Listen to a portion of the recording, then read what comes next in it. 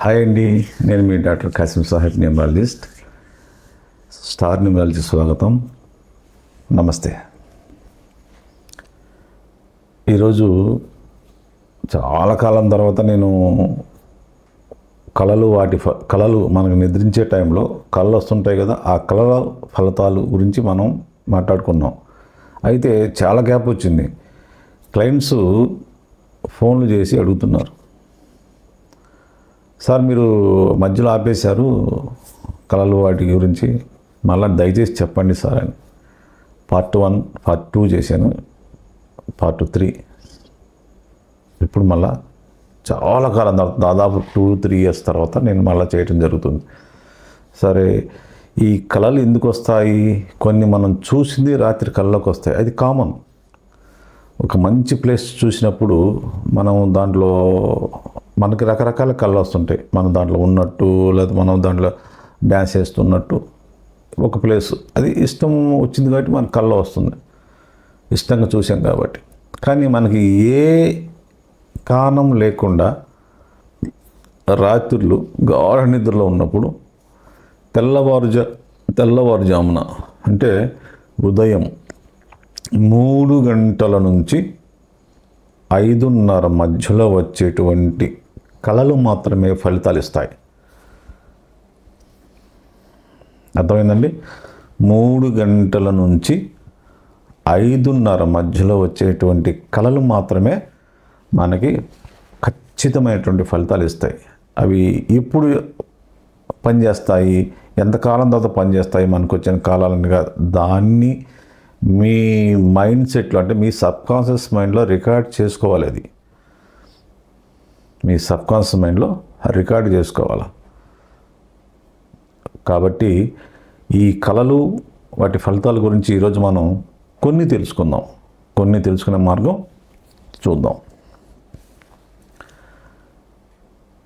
మనకి గుడ్ల గూబను చూడంగానే చాలామందికి భయం. గుడ్లకు అమ్మ కళ్ళలోకి వచ్చింది, తర్వాత అది ఇంట్లోకి వచ్చింది. కళ్ళలో కూడా ఇంట్లోకి వచ్చినట్టు కళ వస్తుంది. చాలామందికి అదే కనిపిస్తుంది, మన ఇంట్లోకి వచ్చిందని. కానీ మనకి మన దౌర్భాగ్యం ఏంటంటే, గుడ్లకు ఇంట్లోకి వచ్చింది, పాడు చేయాలి, 5-6 నెలలు ఇది చేయాలి అని ఏమి లేదండి. గుడ్లగూబ అనేది మన పురాణాల్లో, నేను చెప్తున్నాను, మన పురాణాల్లో గుడ్లగూబ అనేది లక్ష్మీదేవికి వాహనం. మీకు చాలామందికి తెలియని విషయం ఏంటంటే, లక్ష్మీదేవి వాహనం చాలామందికి తెలియదు. గుడ్లగూబ అనేది లక్ష్మికి సంబంధించింది, లక్ష్మీదేవికి సంబంధించింది, డబ్బుకు సంబంధించింది. ఇప్పుడు కూడా చాలామందికి ఈ విషయం తెలీదు. కొన్ని పురాణాల్లో ఉన్నాయండి గుడ్లగూబకి లక్ష్మీదేవికి సంబంధం ఏంటి అంటే, మీరు అది కొన్ని శాస్త్రాలను తిరిగేస్తే అర్థమవుతుంది. మీకు వచ్చిన కళని పక్కింటి వాళ్ళకి చెప్తే, అమ్మో అది గుడ్లగూబ వచ్చిందో, అదే ఏదో జరగబోతుంది, నీకేదో అయిష్టం జరిగింది, అది ఏదో చెప్తుంటారు. అలాంటివి అస్సలు పట్టించుకోవద్దు. నిజంగా మీకు 3 నుంచి 5:30 మధ్యలో కళ వస్తే నేను చెప్పినటువంటి ఈ ఫలితాలు మాత్రమే జరుగుతాయి. ఎందుకంటే నేను కొన్ని ఈ శాస్త్రాల్లో కొన్ని రీసెర్చ్ చేశాను. సో వాటిలో కొన్ని మనం చెప్పుకోవటానికి ప్రయత్నిద్దాం, తెలుసుకోవడానికి ప్రయత్నిద్దాం. అందులో ఒకటి, గుడ్లగూబ కనిపిస్తే అది కలలో కనపడినా, చెట్టు మీద కనపడినా, ఎక్కడన్నా కూర్చున్నా, మన ఇంట్లోకి వచ్చి కూర్చున్నా, దానికి ఫలితం ఏంటంటే త్వరలో మీరు అదృష్టం పట్టబోతుంది అని. అంతే. చూడండి, ఇక్కడ అది గుడ్లగూబ ఎవరెవరికి కనబడుతుందని అందరికైనా అంటే ఇప్పుడు మనం కొన్ని కేటగిరీ తీసుకుందాం. ఇప్పుడు ఒక స్టూడెంట్కి గుడ్లగూబ కనబడింది, ఆ ఎగ్జామ్లో పాస్ అవుతాడని మనం అనుకోవాలి. లేదు, కొన్ని ఆర్థిక ఇబ్బందులు ఉన్నాయి, వాళ్ళకి ఆ ఇబ్బందులు తొలుగుతాయని దాన్ని అర్థం చేసుకోవాలి. పెళ్లి కాని వాళ్ళు ఉన్నారు, అది ఆడ కావచ్చు మగ కావచ్చు, వాళ్ళకి వివాహం అవుతుందని అనుకోవాలి. కొన్ని సమస్యలు అంటే కొన్ని ఇబ్బందులు ఉంటాయి కదా, వాళ్ళకి ఉద్యోగం లేని వాళ్ళకి ఉద్యోగం వస్తుందని, అంటే విజయానికి సంకేతం. మిత్రులారా, నేను చెప్పేటువంటి ఈ చిన్నపాటి విషయం అర్థం చేసుకోండి. గుడ్లకు పడగానే చాలామందికి ఒక భయం అన్నమాట. ఆ భయాన్ని మీ మైండ్లోనే తీసేయండి. గుడ్లకు కనపడటం మంచిదే, చెడ్డది కాదు. చాలామందికి తెలియదు. నేను రీసెర్చ్ చేశాను, నేను రీసెర్చ్ చేసి చెప్తున్నాను. గుడ్లకు పోస్తే 6 నెలలు ఇంటిని పాడు చేయాల్సిన పని లేదు. లక్ష్మీ అమ్మవారిని పూజించండి. అలా వచ్చి ఇంటికి గుడ్లకు వచ్చి ఈరోజు కొంతమంది ధనవంతులు అయిన వాళ్ళు ఉన్నారు. నిజమండి. సో భయపడద్దు, గుడ్లకు చూసి భయపడద్దు. అది మీకు లక్ష్మితో సమానం. కళలో కనిపించినా లేదా రియల్గా మీ ఇంట్లోకి వచ్చి వెళ్ళిపోయినా మీ ఇంటికి లక్ష్మీదేవి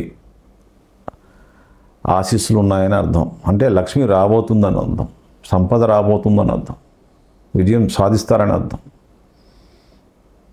సో ఎవరు కూడా అపోహలో బతకొద్దు. గుడ్లకు రావడం మంచిదే. ఓకే, మరి నెక్స్ట్ చూద్దాం. ఇంకోటి, కళలో పువ్వులు కనబడుతుంటాయి. పువ్వులు, అది మందారం కావచ్చు, కనకాంబరం కావచ్చు, బంతి పువ్వులు కావచ్చు, ఇంకా రకరకాల సన్నజాజులు కావచ్చు, విరజాజులు కావచ్చు, బంతులు ఎన్నో రకాలు, పూలలో ఎన్నో రకాలు ఉన్నాయి.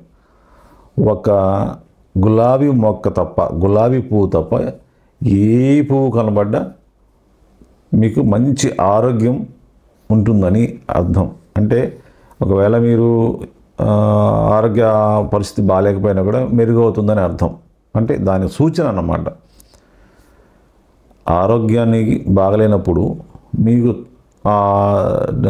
డిసీజ్కి మీరు మెడిసిన్ తీసుకుంటున్నప్పుడు ఆ నిద్రలో పువ్వులు కనబడ్డాయి అనుకోండి, మీ ఆరోగ్యం మెరుగవుతుందని అర్థం. ఓకేనా? సో ఇలాంటివి కొన్ని శాస్త్రాల్లో ఉన్నాయండి. సో అవన్నీ మనం తెలుసుకోగలగాలి. మీ కళలో మీరే పాలు తాగుతున్నట్టు, అంటే ఒక గ్లాసులో పాలు తాగుతున్నట్టు కనిపించారనుకోండి, మీకు ధనలాభం ఉంటుందని అర్థం. మీకు ధనలాభం ఉంటుందని అర్థం. మీ కళలో కొంతమంది స్త్రీలు మీ ఇంటికి వచ్చి కుంకుమ పెట్టినట్టు కనిపిస్తే మీ ఇంట్లో శుభకార్యం జరుగుతుందని అర్థం.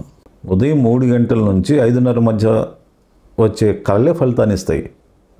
అది గుర్తుపెట్టుకోండి. ఫస్ట్ 11ంటికి వచ్చిన కళలు, మధ్యాహ్నం వచ్చిన కళలు, సాయంత్రం వచ్చిన కళలు, ఇవన్నీ పట్టించుకోవద్దు.